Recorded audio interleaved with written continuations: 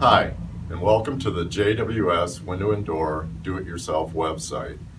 My name is John Whalen, and today we're going to be reviewing how to measure for a double hung replacement window. We can also assist in all types of openings with our 50-year background. First, download the form from the JWS website, and you can use that as a guide and for your final measurements. Write down your information at the top of the sheet. Number two, you should write down the location of the window, whether it's a living room, bathroom, dining room.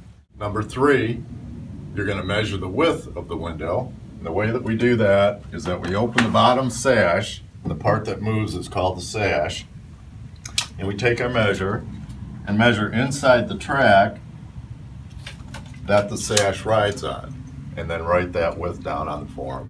On the height size, what you have to do is measure from the top of the window down inside of the track where the sash actually seats when it's closed, and write that size down. Write the type of window on the form, whether it's a double hung, a slider, or a casement. And then number five, the last thing to do is to pick the options, the colors, the hardware you're going to have on the window, a brushed nickel or a brass or antique brass, and that's about it.